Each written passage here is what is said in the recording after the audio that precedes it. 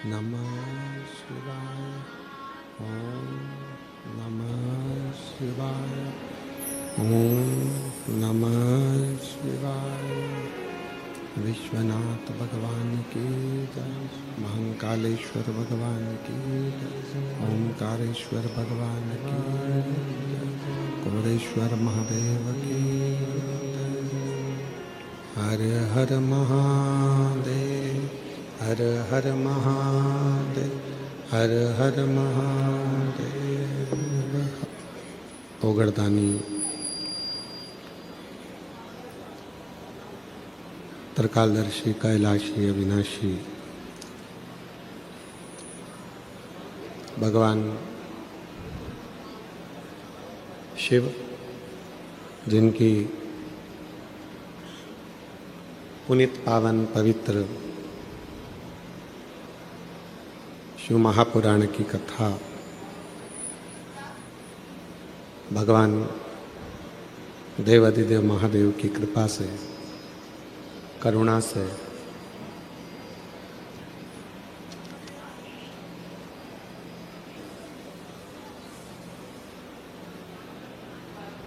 शिव महापुराण कथा का दिव्य और भव्य आयोजन यहाँ आयोजित है।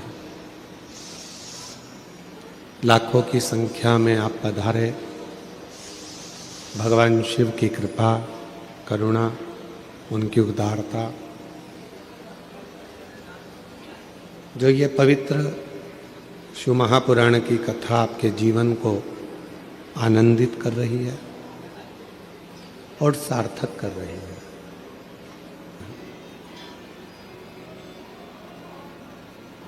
आप जिस कामना से, जिस भाव से भगवान शिव की पवित्र कथा का लाभ लेने के लिए आए हैं और जिस विश्वास के साथ इस पवित्र कथा को श्रवण कर रहे हैं, बाबा देवाधिदेव महादेव आप सभी की मनोकामना पूर्ण करे और भगवान आपकी झोली खुशियों से भरे।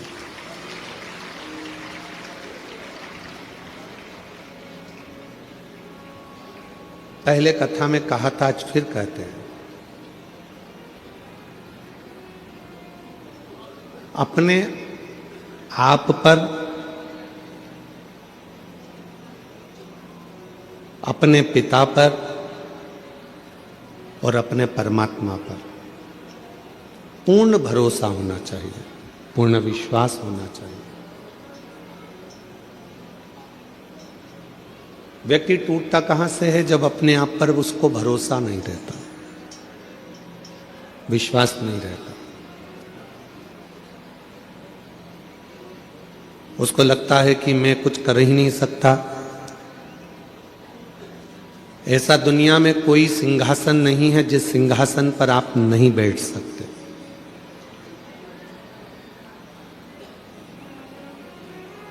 दुनिया की ऐसी कोई कुर्सी नहीं बनी जिस कुर्सी पर आप नहीं बैठ सकते। दुनिया का ऐसा कोई पद नहीं बना जिस पद पर आप नहीं बैठ सकते।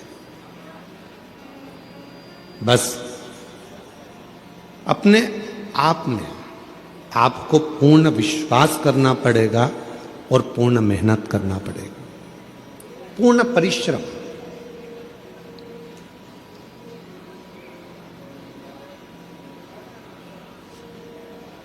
आज ऊंचे ऊंचे सिंहासन पर अगर कोई बैठ जाता है, ऊंची पत्ती पर लोग बैठ जाते हैं, ऊंची कुर्सी पर लोग बैठ जाते हैं, तो उनसे पूछो कि उन्होंने जिंदगी में कितने धक्के खाए होंगे, कितनी मेहनत करी होगी, कितना परिश्रम करा होगा।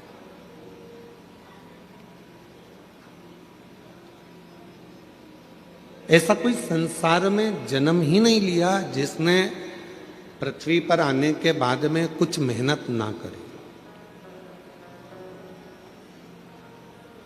जिसने मृत्यु लोक में आने के बाद में कोई संघर्ष ना किया हो, मेहनत ना करी।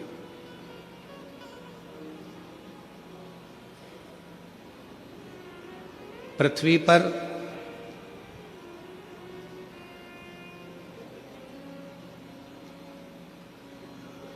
अमीर बनना बहुत सरल है। आप मृत्युलोक में जन्म लिए हो, पृथ्वी पर आए हो, अमीर बनना बहुत सरल है, बहुत सरल। पर अमीर बनना सरल है, पर अमर बनना सरल है क्या? जम के तो बोलो। लंका के राजा रावण ने भी यह विचार करा था कि मैं अमर बन जाऊं। कंस ने भी यह विचार करा था कि मैं अमर बन जाऊं। हिरण्यकशिपु ने विचार करा था कि मैं अमर बन जाऊं। हिरण्याक्ष ने यह विचार करा था कि मैं अमर बन जाऊं। अमर बनना कठिन है। अमीर बनना बहुत सरल है, पर अमर बनना कठिन है। पर शिव महापुराण की कथा कहती है कि अमर बनना भी सरल है।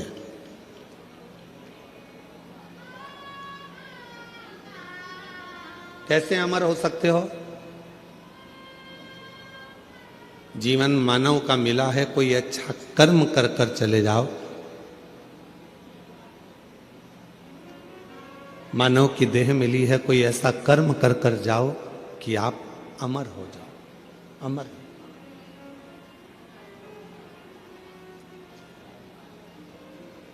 आज संत श्री सतगुरुदेव श्री घासीदास बाबा जी की जयंती है।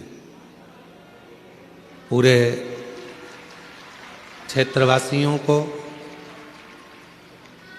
संपूर्ण सतनामियों को और संपूर्ण क्षेत्रवासियों को, जिनके हृदय में सत्य बसता है, ऐसे सभी सतनामियों के चरणों को नमन करते हुए संत श्री घासीदास बाबा की जयंती की पूरे विश्व को बहुत बहुत बधाइयाँ हो।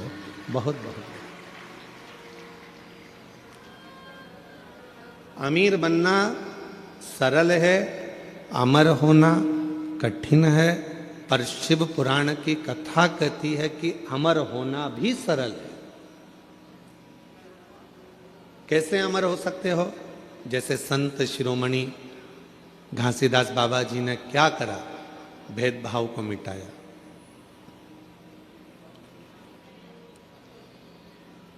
नारी के जीवन का आदर कैसे होना चाहिए, स्त्री का सम्मान कैसे होना चाहिए, संत श्री जगत गुरु गुरुदेव श्री घासीदास बाबा जी ने बताया। सत्य कैसा होता है, अहिंसा परमो धर्म का भाव कैसे होता है, सामाजिक समरसता कैसे होता है, जीवन में उलझनों से निकलने का साधन क्या हो सकता है।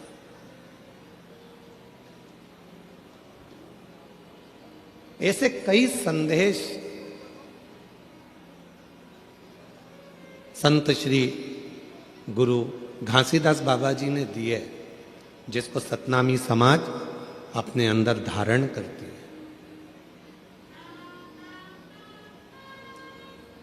अब भले संत पृथ्वी पर हो ना हो, पर वो अच्छा कर कर, दुनिया को प्रेरणा देकर, कुछ अच्छा कार्य कर कर वो अमर हो गए। आज भी पूरा विश्व, पूरा देश संत श्री घासीदास बाबा जी की जयंती महोत्सव मनाता है।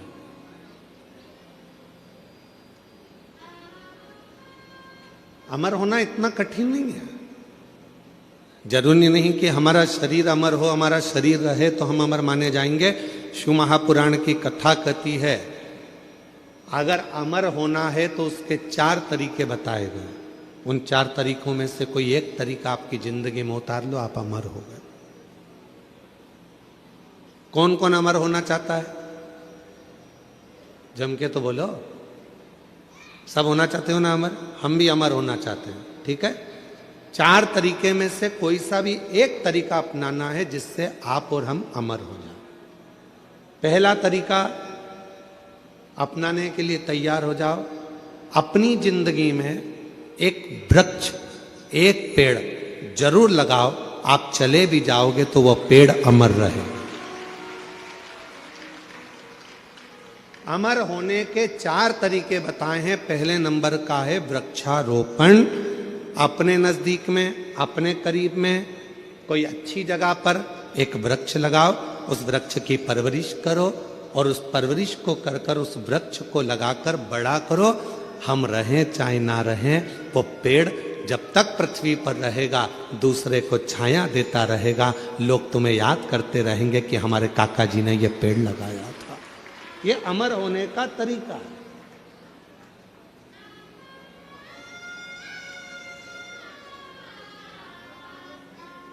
इसलिए अब की बार जो शिवरात्रि आ रही है फरवरी के महीने में, महाशिवरात्रि, उस शिवरात्रि का हमने नाम दिया है ग्रीन शिवरात्रि। ग्रीन शिवरात्रि का मतलब है कि अभी तक अपन ने शंकर जी को जल चढ़ाया, शिव जी की पूजन करी। इस वर्ष 2026 में महाशिवरात्रि के दिन सबको एक एक वृक्ष लगाना है, बेलपत्री का पौधा लगाना है, उसकी परवरिश करना है, उसको बड़ा करना है, जिससे आप और हम रहें चाहे ना रहें, पर वो बेलपत्री का वृक्ष जब बड़ा हो उसकी पत्तियां टूटकर शिव जी को समर्पित हों और हमारी ये पृथ्वी पूरी हरी भरी हो और लोगों को ऑक्सीजन की जरूरत ना पड़े, वेंटिलेटर की जरूरत ना पड़े, हमारा पूरा देश फिर ग्रीन हो, हरा हो और हरा भरा। इसलिए अमर होने के 4 तरीके बताए। पहले नंबर पर है वृक्ष लगाओ और वृक्ष लगाने की प्रेरणा दो। दूसरे नंबर पर अमर होने का दूसरा साधन बताया। अमर होना चाहते हो तो दूसरा तरीका है, अपने बच्चे को जैसे पढ़ाते हो वैसे ही कोई गरीब का बच्चा जिसको अच्छी एजुकेशन की ज़रूरत है और उसके पास पढ़ने का पैसा नहीं है, अपने पैसे से उस बच्चे को धीरे धीरे पढ़ाना चालू करो। जब वो किसी अच्छे ओहदे पर जाकर बैठ जाएगा, समझ लेना कि आप अमर हो गए, आपकी जिंदगी अमर हो गई, आप अमर हो गए।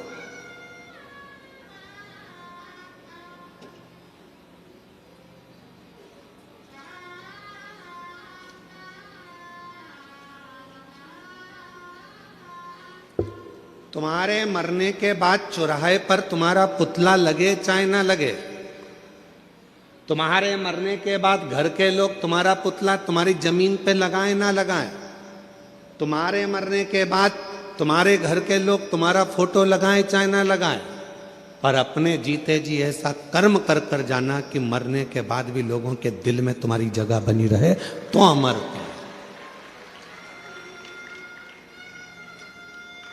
तो आप अमर, वरना अमरता का। तीसरे नंबर पर बताया कि हृदय की मिठास, प्रेम लुटाते चलो, प्रेम देते चलो, अमर। वो एक गीत की लाइन है ना, वो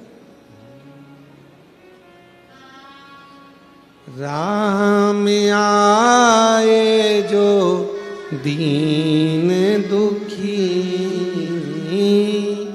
राह में आए जो दीन दुखी, सबको गले से लगाते चलो।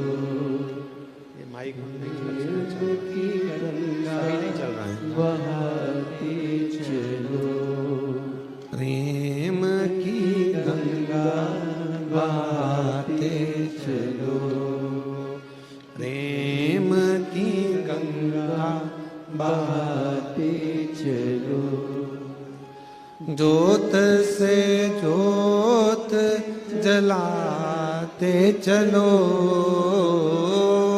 जोत से जोत जलाते चलो, प्रेम की गंगा बहाते चलो, प्रेम की गंगा बहाते चलो। राह में आए जो दीन दुखी, राह में आए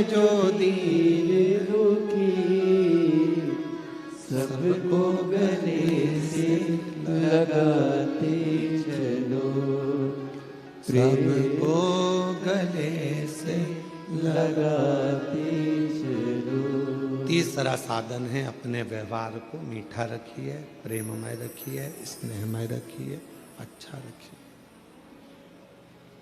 व्यवहार श्रेष्ठ रखिए। और चौथा साधन बताया अमर होने का चौथा साधन,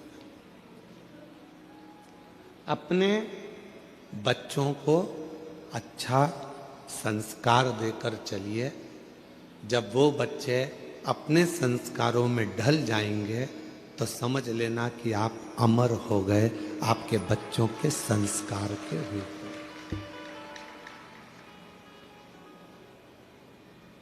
कौन कौन अमर होना चाहता है बोलो, हाथ उठाओ जल्दी से। होना चाहते हो अमर? 4 साधन में से कोई सा एक साधन ढूंढिएगा। या तो पेड़ लगाइए, या किसी बच्चे को शिक्षा अध्ययन कराइए, या अपने व्यवहार को सुधारिए, या अपने बच्चों को ऐसा संस्कारवान बना दो कि आप चले भी जाओ तो आपके बच्चे संस्कारित रहेंगे, तो आप अमर की अमर रहोगे। आपको कोई भूलेगा नहीं, लोग आपको याद करेंगे। इनके माता पिता भी संस्कारित थे तो बच्चा भी संस्कारित। इनके माता पिता में ये संस्कार था तो बच्चे में ये संस्कार। ये अमरता है, ये अमर हो गया, ये अमर। और करो प्रयास जीवन में अमर होने का। अमीर बनना सरल है पर अमर होना कठिन है। पर शिव महापुराण की कथा कहती है अमर होना भी सरल है। जिसने इन 4 में से कोई एक बात को अपनी जिंदगी में उतार लिया तो समझ लो कि वो अमर हो गया, वो अमर हो गया।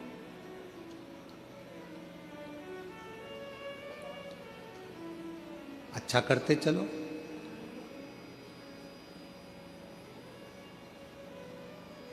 राह में आए जो दीन दुखी, राह में आए जो दीन दुखी, सबको गले से लगाते चलो, सबको गले से लगाते चलो। सबको स्नेह दीजिए, सबको प्रेम दीजिए, सबको करुणा कीजिए, सब पर वात्सल्यता रखिए। जब सब पर प्रेम होगा, सब पर वात्सल्यता होगी, करुणता होगी, तो आप अमर होते चले जाओगे। मेरे देवाधिदेव महादेव ने माँ पार्वती जी को कौन सी कथा सुनाई थी? जम के बोलो, अमर कथा। कहां सुनाई थी? अमरनाथ की गुफा।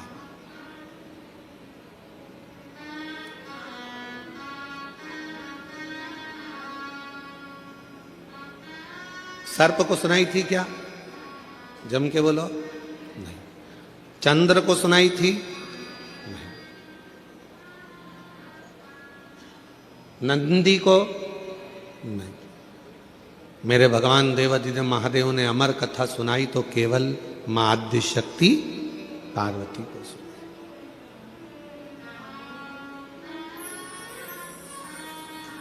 क्यों सुनाई? किस लिए सुनाई? क्या कारण पड़ गया था जो पार्वती को अमर कथा सुनाना पड़ी? उसका केवल एक कारण था, यह आद्य शक्ति पार्वती जगत की मां है, और मां यदि अमर हो गई तो ये राष्ट्र को अमर होने में कोई दिक्कत नहीं आएगी। संपूर्ण विश्व अमर हो जाएगा, संपूर्ण विश्व। कथा सुन। और अमर कथा क्या? कौन सी अमर कथा? जिस अमर कथा को सुनने के लिए स्वयं देवता भी ललायित थे, जिस अमर कथा को सुनने के लिए संपूर्ण ब्रह्मांड के जितने भी देवी देवता हैं वो ललायित थे, उस अमर कथा को केवल भगवान देवाधिदेव महादेव माता पार्वती को श्रवण कराते हैं, केवल मां जगत जननी को, अंबा को श्रवण कराते हैं। किस लिए? क्योंकि शिव चाहते हैं कि पार्वती इस कथा को सुन ले, और अगर जगत की मां, एक नारी, एक स्त्री जब इस कथा को सुनती है तो वो अकेली उस कथा को अपनी जिंदगी में धारण नहीं करती, वो प्रसाद के रूप में उस कथा को जनमानस में पहुंचा देती है, पहुंचा देती। हमसे लोग कहते हैं क्यों गुरुजी आपकी कथा में पुरुष लोग कम आते हैं, माताएं ज्यादा आती हैं, जीजियां ज्यादा आती हैं, स्त्रियां ज्यादा आती हैं, उसका कारण क्या है? हमने कहा कथा की जरूरत भी पुरुष से ज्यादा स्त्री को है। क्यों? उसको राष्ट्र का निर्माण करना है, उसको अपने बच्चों को संस्कारित करना है, उसको अपने बच्चों को पढ़ाना है, लिखाना है, विद्वान बनाना है, उसको अपने बच्चों को ज्ञान उपदेश देना है। तो कथा की जरूरत स्त्री को ज्यादा।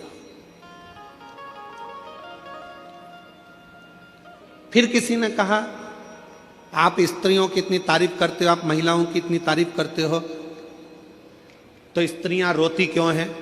जरा जरा सी बात आती है और वो रोने बैठ जाती हैं, रोती क्यों है? हमने कहा उनको रो लेने दो, वो अच्छा है, अगर रोएगी नहीं तो रुद्र हो जाएगी, इसलिए उसका रोना भी जरूरी है, उसका रोना जरूरी है। बेटे की गोद, बेटे को बीमार होता हुआ देखेगी, आंख से आंसू बहेंगे, पति को रोगग्रस्त देखेगी, आंख से आंसू बहेंगे, बेटी के ऊपर कोई भी तकलीफ आएगी, आंख से आंसू बहेंगे, परिवार में अगर किसी ने कुछ कह दिया, आंख से आंसू बहेंगे, किसी ने कुछ कहा, आंख से आंसू बहेंगे, पति ने कुछ कह दिया, आंख से आंसू बहेंगे। क्यों रोती है स्त्री? तो कहा उसके रोने दो, क्योंकि उसके रुदन में उसका भीतर का रौद्र स्वरूप बह जाता है। अगर स्त्री रोती नहीं है फिर वो रौद्र बन जाती है, और ऐसी रौद्र बनती है कि फिर वो किसी को देखती तक नहीं है, जैसे भद्रकाली माँ अम्बा जगदम्बा काल का बन जाती है।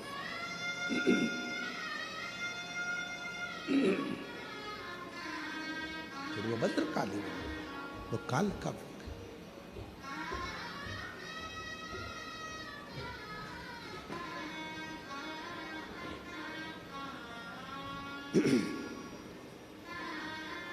भद्रकाली काल का स्वरूप उसका होगा।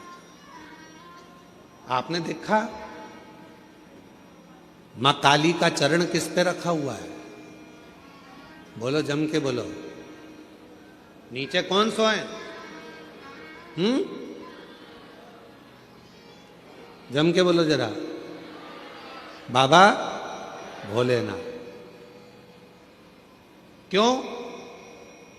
मां जगत जननी अपना रौद्र रूप धारण कर ली थी, और क्रोध का रौद्र रूप मां जगत जननी ने ऐसा धारण कर लिया था, ऐसा रुद्र धारण कर लिया था कि वो फिर आखिरी में शिव को भी नहीं देख पाए, भगवान शंकर को भी नहीं जान पाए, शिव को भी नहीं पहचान।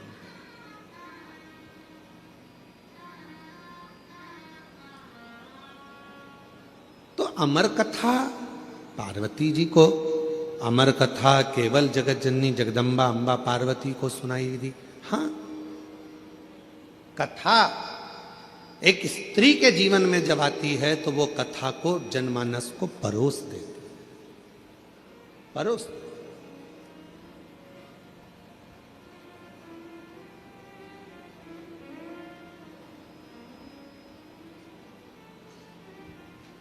दुनिया में केवल एक स्त्री ही ऐसी है, महिला, एक नारी ही ऐसी है, जब सब खा लेते हैं तब आखिरी में वो खाने बैठती है, भोजन करने बैठती है। जो मिल गया उसमें भी उसकी तृप्ति होती है, नहीं मिला उसमें भी उसकी तृप्ति होती है। दूसरे को खाता हुआ, प्रेम से भोजन करता हुआ देखकर वो संतुष्ट हो जाती है, वो संतुष्ट हो जाती है। एक नारी, एक स्त्री।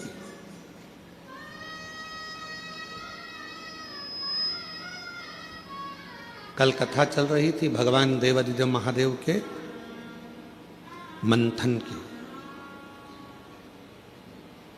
और मेरे भोले बाबा ने कंठ में विष को रख लिया था और मां पार्वती जी ने उसको रोक लिया था अंदर उतरने से पहले।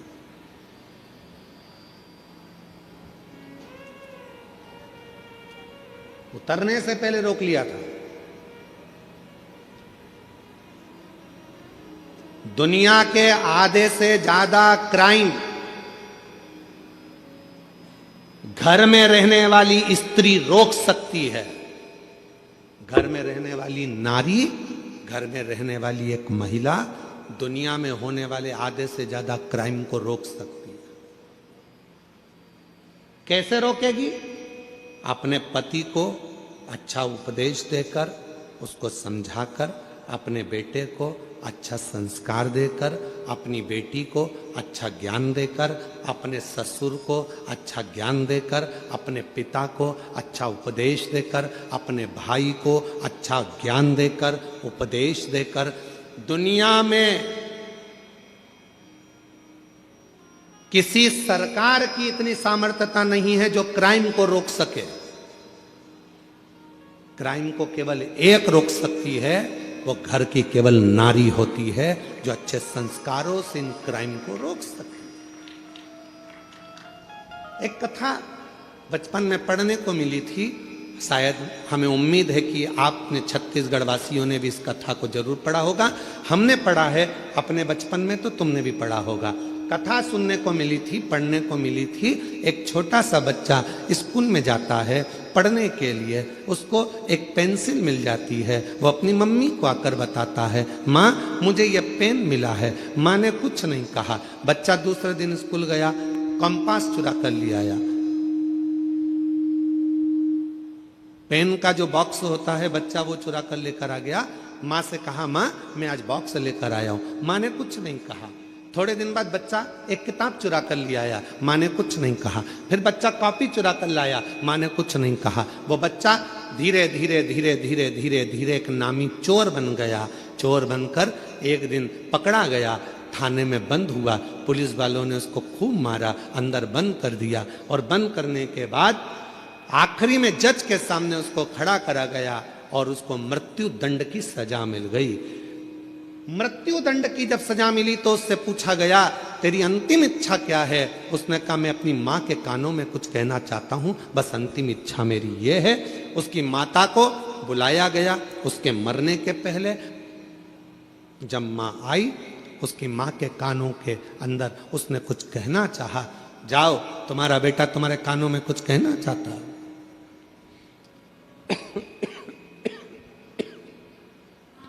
माँ ने कान आगे करा। बच्चे ने गला पकड़ रहा है माइक भाई। बच्चे ने मां के कानों को पकड़ा दांतों से। इतना तेज उस लड़के ने अपनी मां के कानों को काटा कि उसमें से रक्त निकलने लगा। पुलिस वालों ने उसको छुड़ाया। मुश्किल से वो कान दांतों से छूटा। आखिरी में पुलिस वालों ने पूछा कि ये तेरी माँ है और तूने इसको दांतों से काट दिया? तो कहा, आज सूली पर चढ़ाने वाली भी ये मेरी माँ है। जिस दिन मैं पहली बार चोरी कर कर आया था, मेरी माँ मेरे गाल पर थप्पड़ मार देती तो शायद आज मुझे फांसी की सजा नहीं मिलती। आज मुझे फांसी की सजा नहीं मिलती। दुनिया में कोई ऐसी सरकार नहीं है जो क्राइम को रोक सके। क्राइम को अगर रोक सकती है तो वो घर की नारी रोक सकती है। अपने भाई को समझाकर, पिता को समझाकर, बच्चों को समझाकर, अच्छे संस्कार देकर, प्रेम देकर, स्नेह देकर अपने बच्चों को गलत जगह से रोक कर वो क्राइम को रोक सकती है। केवल एक स्त्री, केवल एक नारी।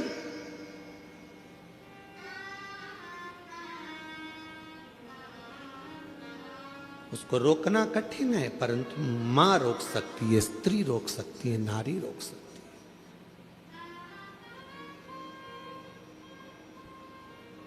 कितना विचित्र प्रसंग है। विनायक का सिर किसने काटा था? जम के बोलो जरा। गणेश जी का सिर किसने काटा था? शंकर भगवान ने। किसका सिर लगाया फिर बाद में? हाथी का। जब हाथी का सिर लग गया गणेश जी को, उनके बहुत सारे बेस्ट फ्रेंड हुए, उनके बहुत सारे दोस्त हुए, उन्होंने उनको भरना प्रारंभ करा। तेरा पिताजी है, तेरा सिर काट कर तेरे को हाथी का सिर लगा दिया, इंसान का लगा देते, मनुष्य का लगा देते, कैसा तेरा स्वरूप बना दिया। लोगों ने भड़काया। गणेश जी गुस्से में लाल होकर अपनी माता के पास गए। मां, मेरे पिताजी ने मेरा सिर काट दिया, मेरे पिताजी ने मेरे साथ ऐसा किया, हाथी का मुख लगा दिया। कितना विद्रोह भरा था गणेश जी के अंदर कि तेरे पिताजी ने तेरा सिर काटा, हाथी का सिर लगा दिया। फिर मां ने समझाया, बेटा तेरे पिताजी साधारण नहीं है, उनने बहुत सोचा होगा, उनको मालूम है कि दुनिया में सब कुछ हो सकता है पर कोई लंबोदर नहीं हो सकता है, इसलिए तुझे लंबोदर बना दिया। मां ने समझाया। फिर दूसरी बार बारी आई। कार्तिकेय को बैठने के लिए मोर मिल गया, शिव जी को बैठने के लिए नंदी मिल गए, मां जगत जननी को बैठने के लिए शेर मिल गया, सारे देवी देवता अच्छे अच्छे वाहन पर बैठ गए। आखिरी में गणेश जी को छोटा सा चूहा दे दिया। फिर दोस्तों ने भर दिया। मां, पिताजी को तो देखो, मेरे लिए चूहा दिया, दिख रहा था मेरा इतना बड़ा शरीर है, बैठने के लिए कोई अच्छा वाहन देना था, इतना छोटा सा चूहा दे दिया। मां ने समझाया बेटे को। बेटे के अंदर विद्रोह उत्पन्न हो रहा था। मां ने कहा, बेटा तेरे पिताजी समझदार हैं, उन्होंने चूहा इसलिए दिया, बड़े बड़े गाड़ियां ट्रैफिक में फंस सकती है पर मोटरसाइकिल और साइकिल कहीं से भी निकल सकती है, इसलिए तुझे छोटा वाहन दिया गया, छोटा वाहन दिया गया। गणेश जी खुश हो गए, मां ने समझा दिया, नहीं तो विद्रोह तो कब का चालू हो जाता। फिर आया बारी। अब की बारी आई कि पृथ्वी की परिक्रमा कर कराना है।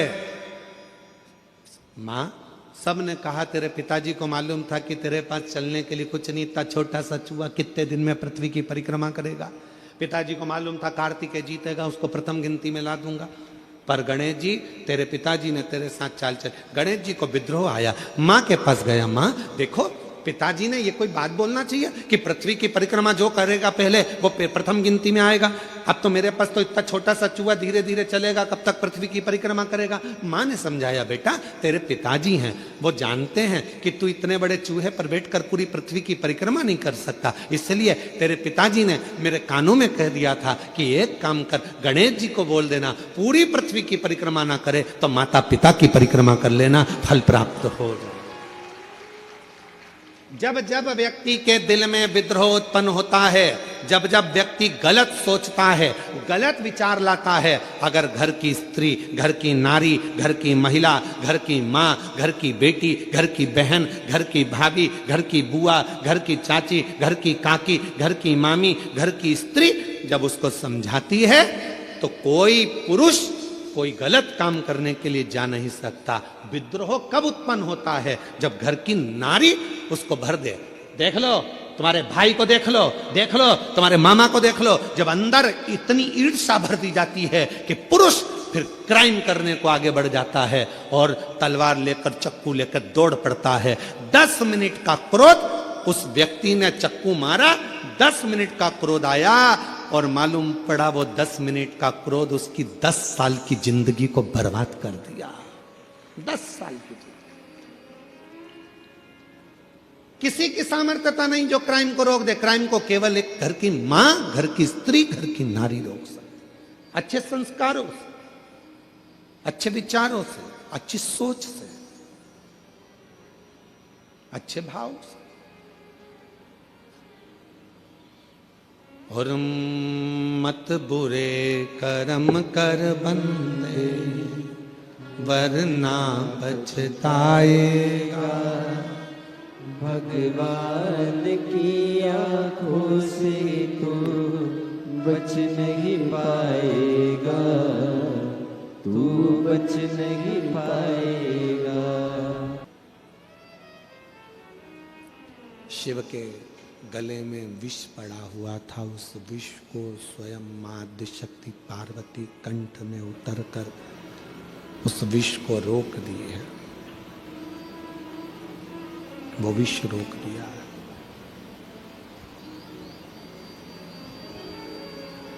अगर वो विष नीचे उतर जाता तो भगवान शंकर जी के प्राण, क्योंकि हलाहल विष था,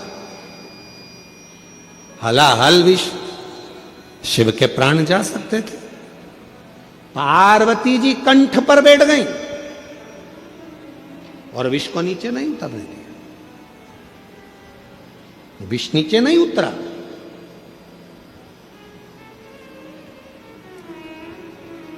अपने को खुद समझना है, अपने को खुद साधना है।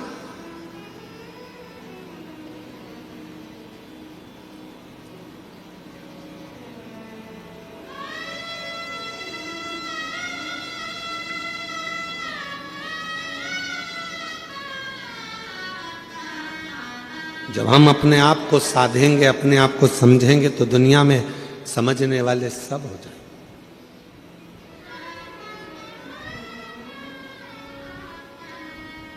कई माताओं की आदत रहती है, वो अपने बच्चे को हमेशा डांटती रहती है, तेरे बस का कुछ नहीं है, कुछ नहीं कर सकता तू, कुछ नहीं कर सकता तू, अकल नहीं है इसमें। कभी मत बोलो अपने बच्चे को कि इसमें अकल नहीं है, वो विद्वान नहीं है, वो नहीं पढ़ सकता, ये कभी ना बोलो।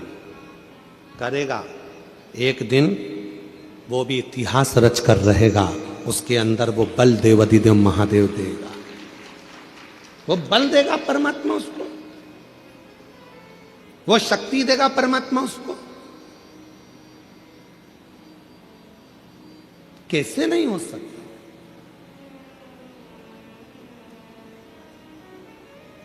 एक पत्र है, अच्छा है।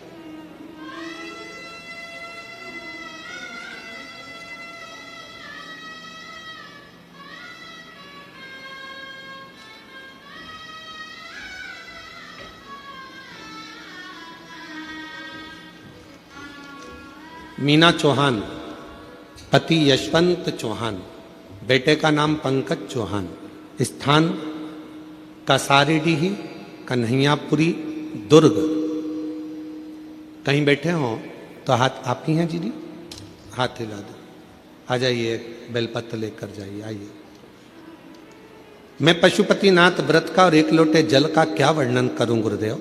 मेरे बेटे का नाम पंकज चौहान, 2-3 साल से पुलिस की नौकरी की तैयारी कर रहा था, परंतु वह 2-3 नंबर से फेल हो जाता था। गुरुदेव, मैंने अपने बेटे से कहा, सियोर वाला महाराज कहता है एक बार पशुपतिनाथ का व्रत कर, मंदिर जाकर एक लोटा जल चढ़ा और फिर पूरी मेहनत कर। सियोर वाला बाबा कहता है कि अपनी मेहनत को 4 गुना कर, परिश्रम इतना करना, रात दिन मेहनत करना, रिजल्ट भोले बाबा अच्छा देगा। मेरा बेटा मंदिर जाना प्रारंभ करा, पशुपति व्रत किया और एक लोटा जल चढ़ाता। फिर वह बाबा की ऐसी कृपा हुई, उसने एग्जाम दिया और बाबा की कृपा से 16/12/2025 को बाबा की कृपा से जो उसने पूर्व में एग्जाम दिया था उसमें उसने क्लियर करा और 16/12/2025 को उसका ज्वाइनिंग लेटर आ गया और मेरे बेटे का पुलिस में नौकरी लग गया। मैं बाबा को प्रणाम करने के लिए यहाँ आई, बाबा को नमन करने के लिए।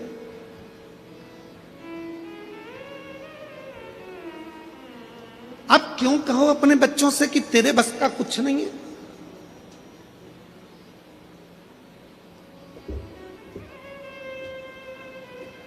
कभी अपने बच्चे से मत कहो कि तेरे बस का कुछ नहीं है।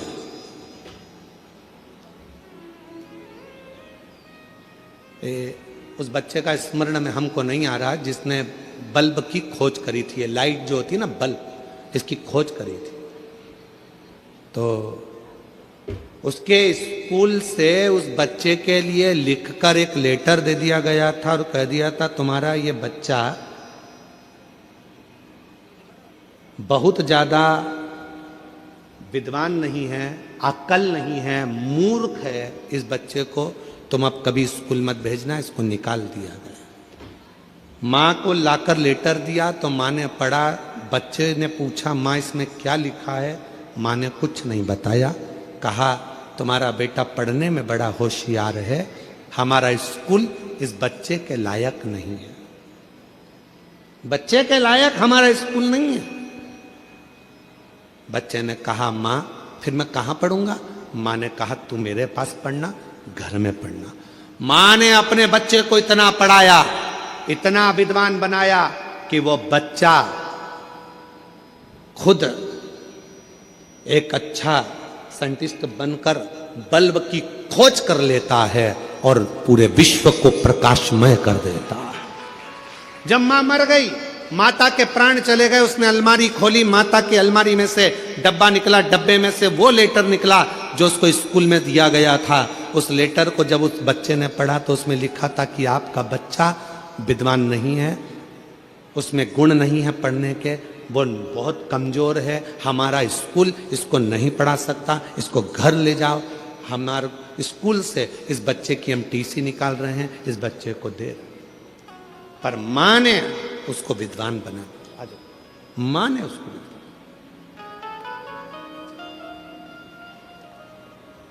अब ये मां है ना, इनने भी अपने बेटे से कहा ना कि वो सियोर वाला बाबा कहता है मेहनत को 4 गुना करो, पढ़ाई रात दिन करो, 2-4 नंबर से अगर रुक रहे हो फिर मेहनत करो। और इतनी मेहनत करवाई अपने बेटे से कि आज बेटे का पुलिस में सिलेक्शन हो गया। एक बार जोरदार ताली, बधाई, एक बार जोरदार ताली बजाओ, खूब खूब बधाई आपको। एक मां, एक घर की स्त्री, एक घर की नारी कभी ना कहे अपने बच्चों से कि इसमें विद्वत्ता नहीं, इसमें ज्ञान नहीं, ये कुछ नहीं कर सकता। करेगा।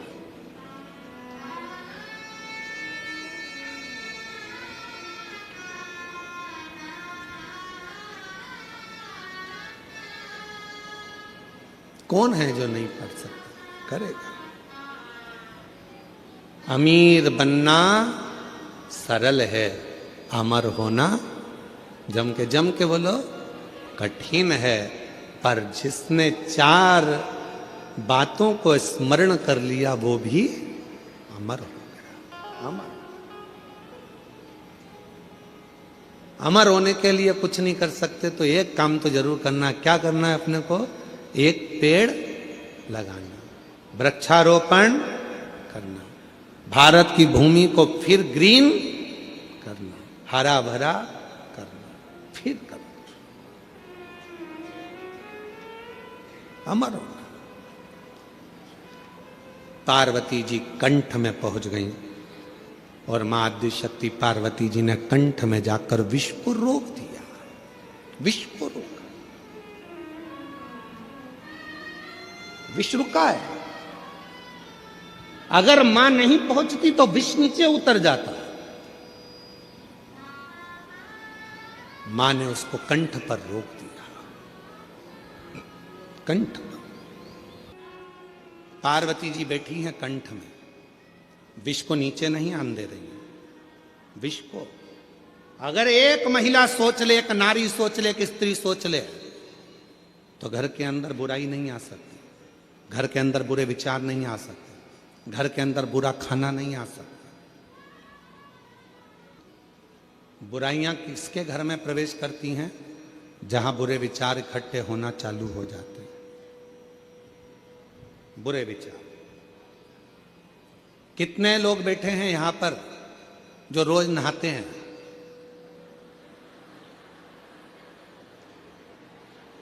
अरे हाथ तो उठाओ। सब नहाते हो? चल रखो, बहुत अच्छी बात।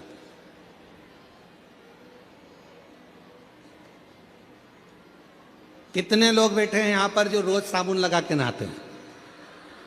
सभी साबुन लगा के नहाते हो? नहा दो, रख लो। काय के लिए नहाते हो? कोई ने तुमको नहाने का बोला? जम के बोलो नहीं। नहा क्यों रहे हो? शरीर पे गुरुजी मेल जम जाएगा। एक दिन नहीं नहाएंगे फिर मेल जमेगा, 2 दिन नहीं नहाएंगे फिर मेल जमेगा, 3 दिन नहीं नहाएंगे फिर मेल जमेगा। इतना मेल जम जाएगा तो जरा सा पानी डले ने यूं रगड़ो तो बत्ती बत्ती निकले।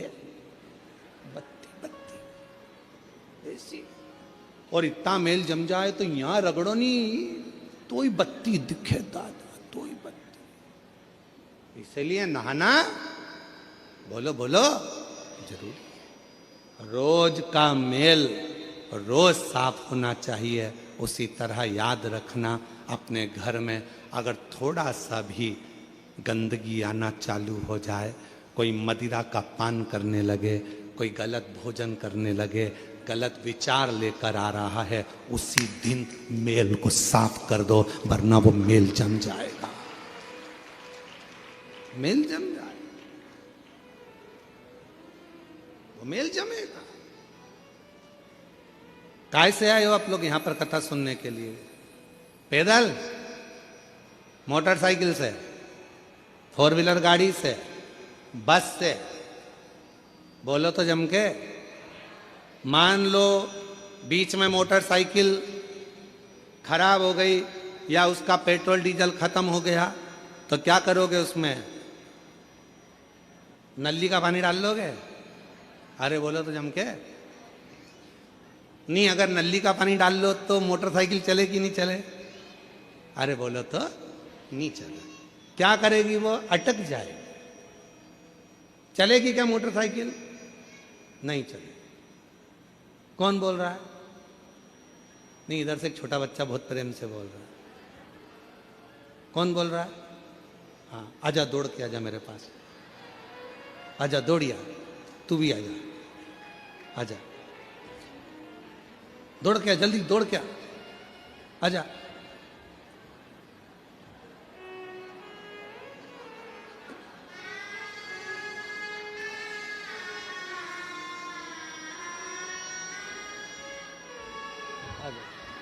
बैठ जा,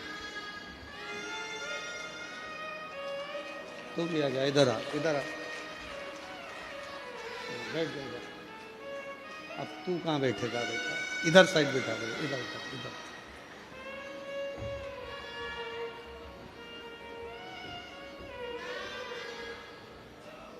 बेटा इसको बैठ जा, बैठ जा, बैठ जा। नहीं बैठना, इसको उतार दे, उतार दे, इसको उतार दे।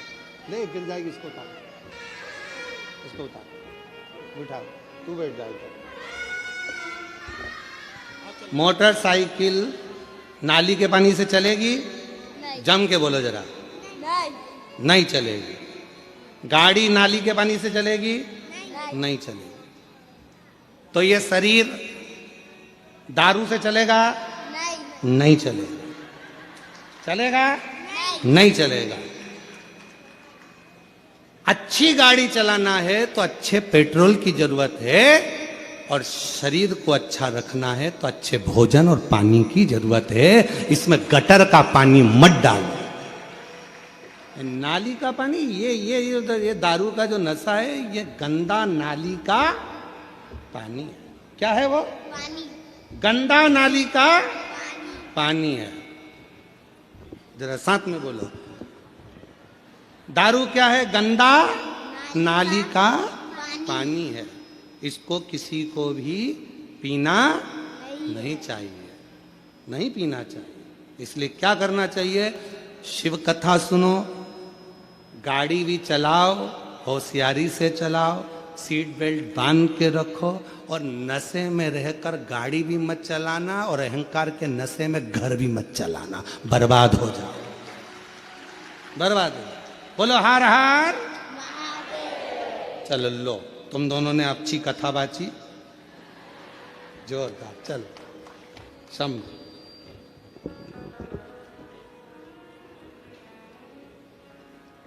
सीख लो, और नहीं हो तो चुल्लू भर पानी। इतने इतने से बच्चे सीख दे रहे हैं कि गंदी नाली का पानी मत पियो। जब नाली का पानी पीने के बाद तुम रोड पे सही नहीं चल सकते तो क्या घर खाक चलाओगे? समझ जाओ, थोड़ा सतर्क हो जाओ, सावधान सावधान। और शिव कथा कर रही है पार्वती मैया, अपने शिव जी के कंठ में जाकर बैठ गई। जब मां जगत जननी कंठ में जाकर बैठी, मां पार्वती विष को संभाल रही थी, तभी माता पार्वती ने अपनी 10 विद्याओं को प्रकट किया और 10 विद्या में से एक विद्या मां तारा देवी को प्रकट कर लिया। मां तारा देवी ने देखा शिव तो करहा रहे थे, कंठ पर जब विष पड़ा हुआ था शंकर भगवान करहा रहे थे, और जब करहा रहे थे तो मां तारा देवी ने उसी समय पर मां सरस्वती का आवाहन किया और तारा देवी के ही एक अंश भाव से, मां जगत जननी के अंश भाव से मां सरस्वती जैसे ही प्रकट हुई, कंठ में बैठ गई, बैठकर स्वर की नाद करने लगी। स्वर की, देखिएगा जरा, 2 हुए हैं, एक शंकर भगवान का भक्त और एक स्वयं देवाधिदेव महादेव। 2 हुए हैं जिन्होंने दर्द में भी गीत गाया, जिन्होंने दर्द में भी गीत गाया। एक लंका का राजा रावण पर्वत उठा रहा था, हाथ दब गए, भगवान देवाधिदेव महादेव ने अपना अंगुष्ठ का थोड़ा सा भाग नीचे करा और वो हाथ जब दबे रावण के हाथ टूटने लगे तो रावण ने भगवान को पुकारना प्रारंभ करा, स्तुति गाना प्रारंभ करी, शिव के लिए भजन गाना, नाद करना, तांडव का एक आनंदमय स्वरूप भगवान शिव को पुकारना प्रारंभ करा।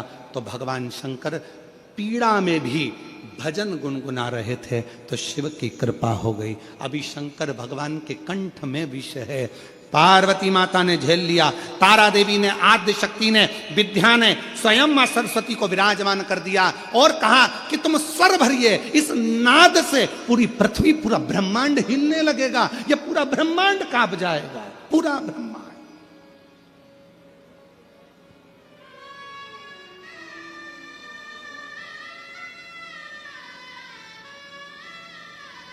और ये पूरा ब्रह्मांड हिलेगा, इसलिए शिव के नाद में भी आप स्वर दीजिए, स्वर। और सत्यता है मेरी जीजियों, अगर शिव महापुराण में लोग कहते हैं शिव पुराण में क्या है, शंकर की कथा में क्या है, शिव पंडाल में बैठकर कथा सुनने में क्या है, कथा बैठकर सुनने में क्या मिलेगा, क्या प्राप्त होगा, कैसे मिलेगा, क्या मिलेगा।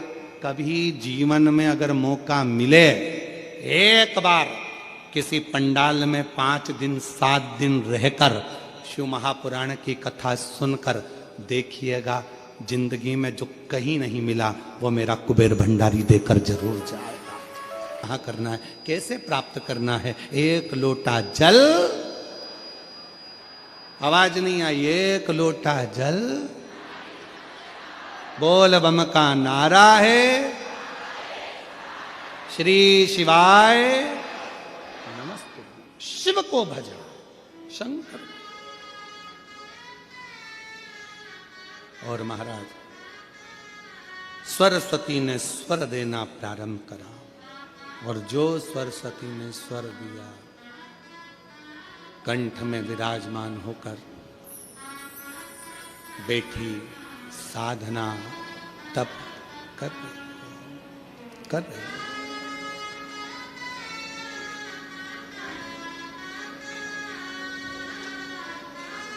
भगवान शिव भक्ति का एक नाद।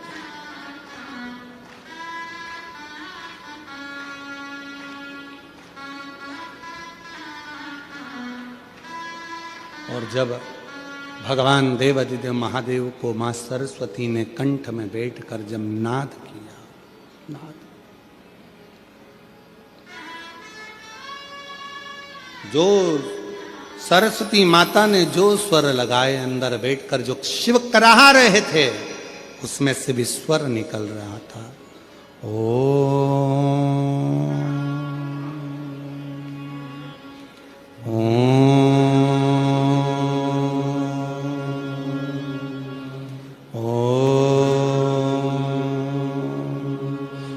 उस कराहने में भी स्वर निकल रहा है, शिव के शब्द निकल रहे हैं।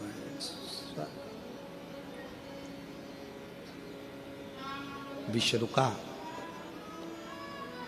रुक गए। विष रुक गया। पार्वती जी की आंख से आंसू बह रहे थे। मेरे पति के शरीर में अगर ये विष चले जाता तो मेरे पति तो समाप्त हो जाते। पार्वती जी विचार कर रहे, ये पार्वती जी सोच। पर आज मेरे पति के कुछ नहीं हुआ क्योंकि मैंने विष को रोक दिया। मेरी जीजियों, आपसे भी निवेदन है, अपने घर में आने वाले विष को, अपने घर में आने वाले गलत भोजन को, गलत विचारों को, गलत सोच को, गलत दृष्टि को आप रोक सकती हो। रोको, रोको। समझाना बड़ा मुश्किल है, समझाना बड़ा मुश्किल है, आखिर वो दर्द दिल है, आखिर वो दर्द दिल है। सच्चा दरबार लगा है, ये भोले की महफिल है। सच्चा दरबार लगा है, ये भोले की महफिल है। नैनों को काशी वाले का, नैनों को काशी वाले का, नैनों को डमरू वाले का, नैनों को काशी वाले का, नैनों को डमरू वाले का दीदार चाहिए। वो काशी रहने वाला भोलानाथ चाहिए, वो काशी रहने वाला भोलानाथ चाहिए। लेकर विश्वास के साथ आप बाबा से विनय करने आए हैं। बाबा को अपने मन का भाव कहिएगा, साथ में बोलिएगा। आपकी आवाज व्यासपीठ तक, व्यासपीठ और आपकी आवाज देवाधिदेव महादेव तक पहुंचे, ये कामना से बाबा से प्रार्थना करिए।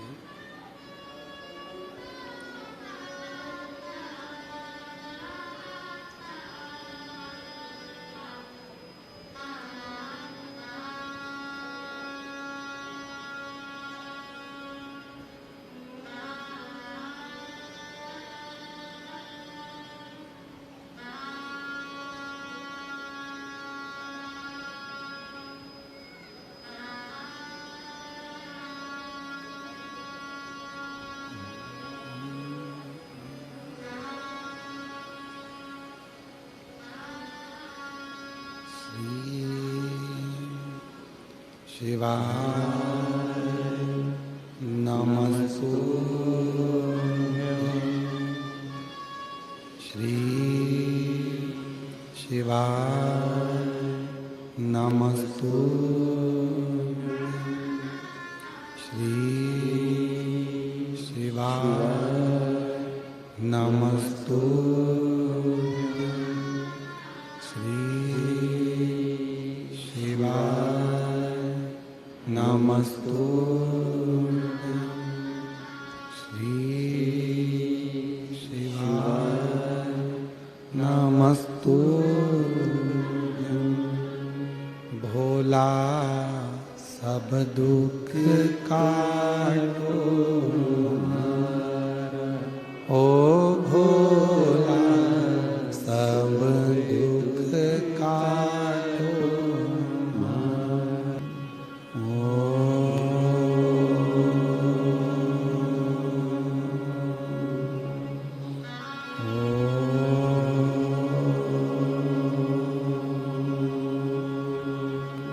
नमः शिवाय। शिव कथा कह रही है, भगवान शंकर का स्वरूप कह रहा। सरस्वती मैया कंठ में बैठ गई। क्या भरा था कंठ के अंदर? विष।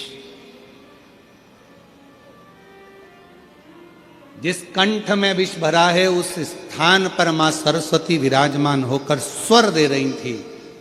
माता का विष के कारण पूरा नीला स्वरूप हो गया, पूरा नीला स्वरूप।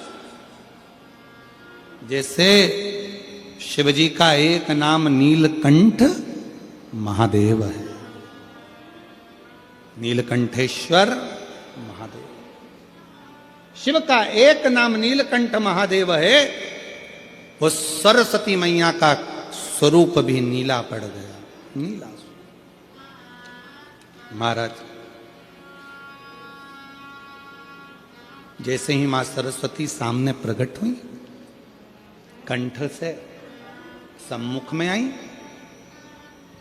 पार्वती जी ने देखा कि सरस्वती का तो स्वरूप नीला है। जो श्वेत वस्त्र, श्वेत हंस, श्वेत रूप धारण करती है, आज वो नीली पड़ी हुई है। नीली? पूछा पार्वती जी ने, तुम्हारा ये स्वरूप कैसे हो गया? कहा, कंठ में विष था, उस विष की तपन के कारण मेरा ये कलर हो गया, मैं शाम हो गई, मैं नीली पड़ गई, नीली, उस विष के। शिव जी प्रकट सामने आए, नील सरस्वती का दर्शन किया, और दर्शन कर कर भगवान देवादिदेव महादेव ने कहा, हे सरस्वती, तुम मेरे कंठ में बैठकर नीली पड़ गई हो, नील पड़ गई। आज से तुम्हारा नाम नील सरस्वती के रूप में पूजा जाएगा।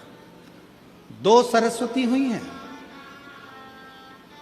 एक जो ब्रह्मा जी के पास में आप माता ब्रह्माणी के रूप में मां सरस्वती का दर्शन करते हो, कराए आप लोगों ने? फोटो देखा है मां सरस्वती का? जम के तो बोलो, सबने करा है ना? एक सरस्वती माता का वो स्वरूप, और एक मां सरस्वती का वो स्वरूप जो कंठ में रहकर माता का कलर नीला पड़ गया, जिसको मां नील सरस्वती के नाम से पुकारा जाता है। बोल मां नील सरस्वती माता की।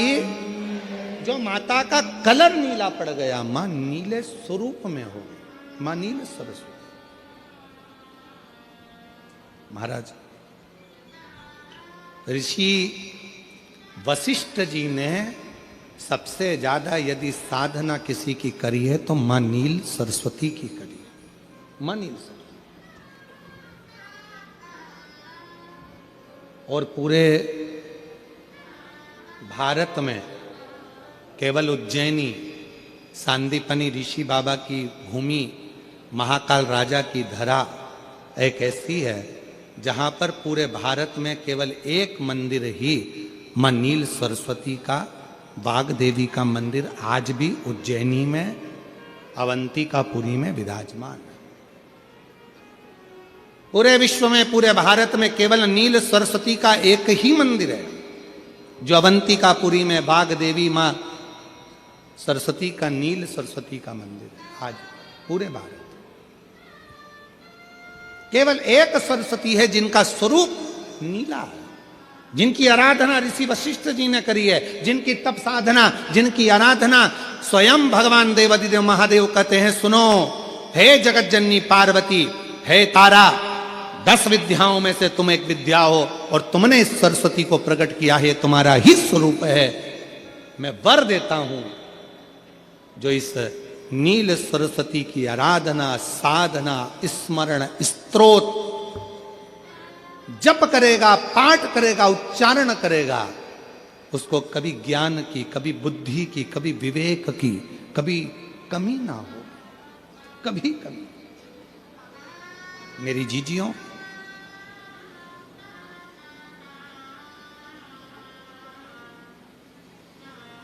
आपने कभी सुना होगा कि शिव जी को एक पुष्प बड़ा प्रिय है।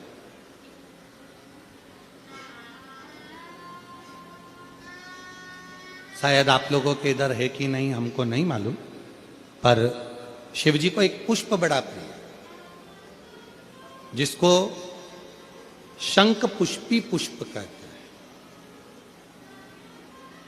जिसको अपारिजिता का पुष्प भी कहते हैं। आप लोगों के इधर है कि नहीं वो हमको नहीं मालूम है, पर एक बेल चलती है, उस बेल पर वो नीले कलर का पुष्प होता है, शंख जैसी उसकी आकृति होती है और नीला पुष्प होता है, नीले कलर। आप लोगों ने देखा है? किस किस ने देखा? जरा हाथ उठाओ सब लोग। देखा है मतलब रखो। आप देखा है तो फिर तो कथा आप लोगों के बुद्धि में बैठ जाएगी। लाए हो क्या? ला देव देव देव, लाओ लाओ देव ला।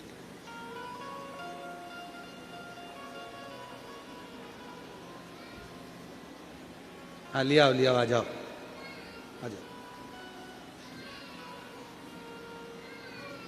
और शंभु शरणे पड़ी मांगू घड़ी रे दुख काटो दया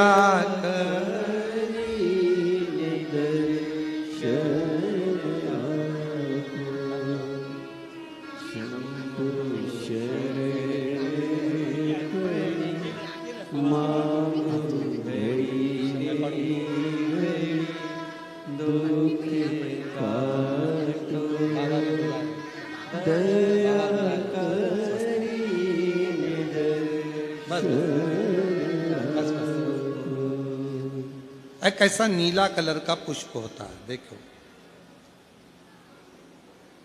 छोटा है थोड़ा हमारे हाथ में, ये फूल का बेटा है, ठीक है? पूरा फूल नहीं है, ठीक है? फूल का बेटा है ये छोटा सा। अच्छा दिख रहा है?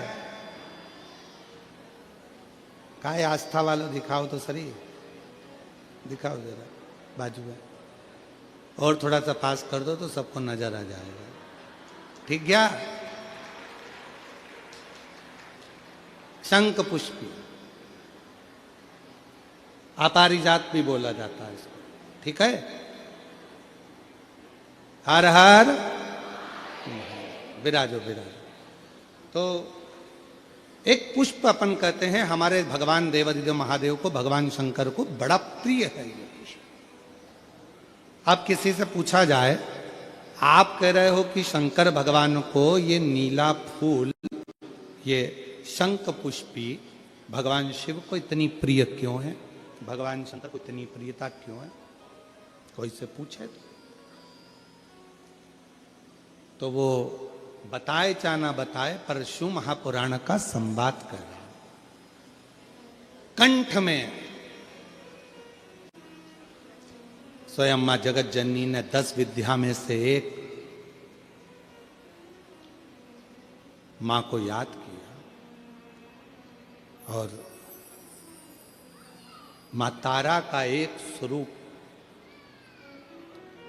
मां सरस्वती के रूप में विराजमान हो गया। कंठ में रहने से विष की तपन के कारण, कंठ में रहने से विष की तपन के कारण उनका स्वरूप नीला पड़ गया। और जब उनका स्वरूप नीला पड़ गया तो भगवान देवादिदेव महादेव ने कहा, सुनो पार्वती, संसार के लोग, भूमंडल में रहने वाला यदि कोई भी मानव जिसकी विवेकता, बुद्धि, विचार, सोच, ज्ञान थोड़ा सा भी अगर उसमें कम है, तो वो नील सरस्वती का यदि आवाहन करे, मां नील सरस्वती स्तोत्र का पाठ करे, मां नील सरस्वती की स्मरण करे, तो उसकी विवेक, उसकी बुद्धि तीव्र होती है, श्रेष्ठ होती है। और सुनो पार्वती, यदि मान लो कोई नील सरस्वती का स्तोत्र का पाठ नहीं कर पाए, आराधना नहीं कर पाए, साधना नहीं कर पाए, स्मरण ना कर पाए, अगर कोई बच्चा एक शंख पुष्पी पुष्प को समर्पित कर कर जलाधारी पर, और 1 लोटा जल यदि वो समर्पित करता है और उस जल का आचमन कोई बच्चा नित्य प्रति करता है, तो वो बच्चा धीरे धीरे विद्वत्ता धारण करता ही जाता है। जो याद करता है वो भूलता नहीं। ये मां नील सरस्वती की कथा है। दो सरस्वती का दर्शन आपको और हमको होता है, दो सरस्वती का स्मरण आप और हम करते हैं। एक सरस्वती जो स्वयं श्वेत वस्त्र धारण करी है, हंस पर बैठी हैं और बड़े आनंद के साथ में माँ सरस्वती का सुंदर स्वरूप है। पर एक सरस्वती ऐसी हैं जो नीला उनका स्वरूप है और नील सरस्वती के रूप में उनकी पूजन होती है। माँ नील सरस्वती। महाराज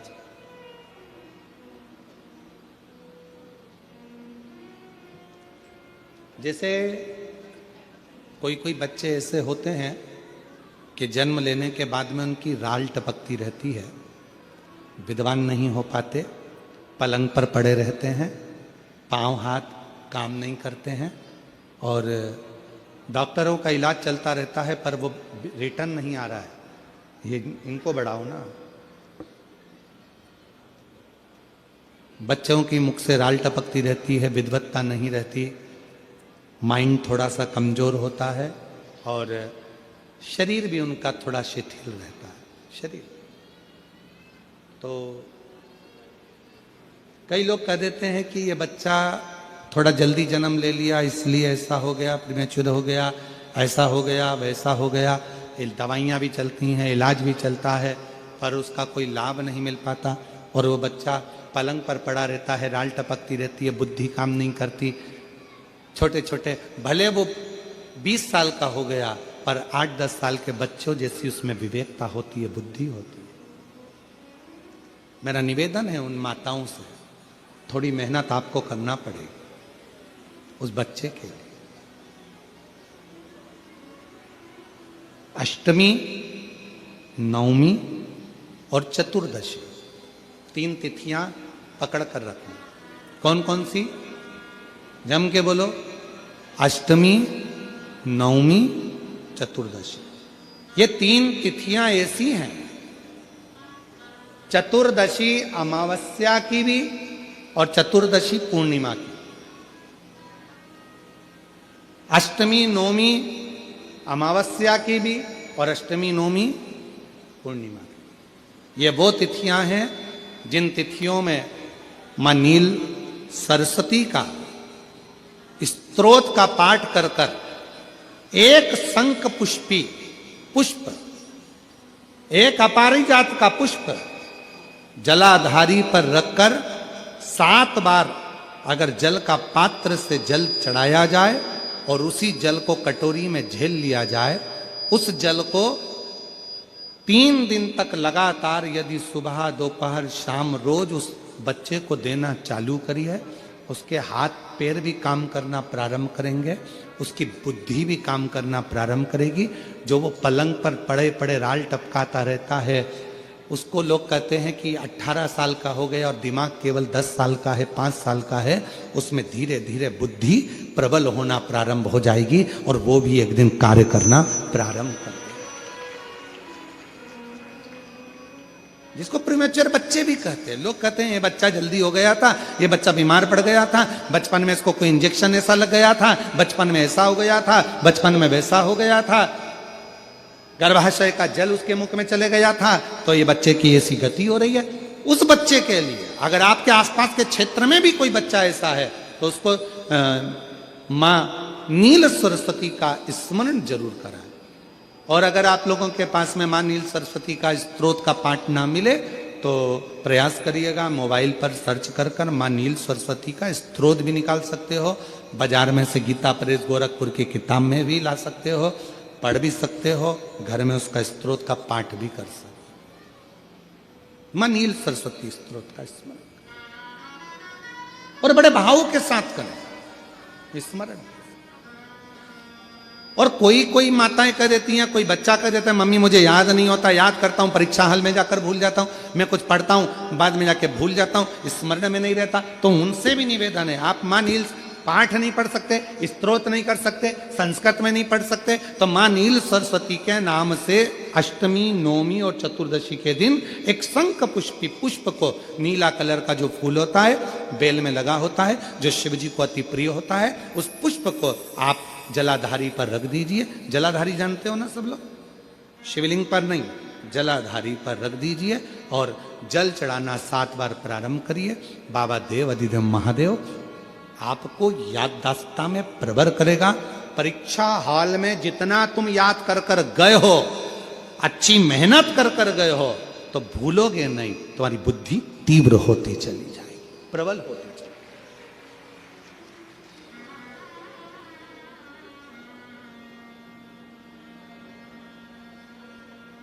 आजकल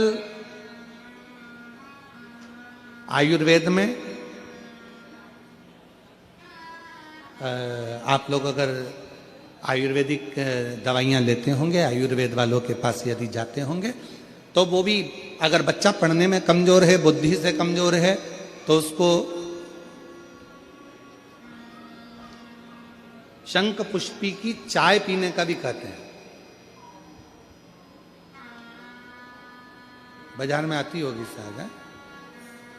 भैया कह रहे हैं कि बाजार में वो चाय भी मिलती है, नीली चाय।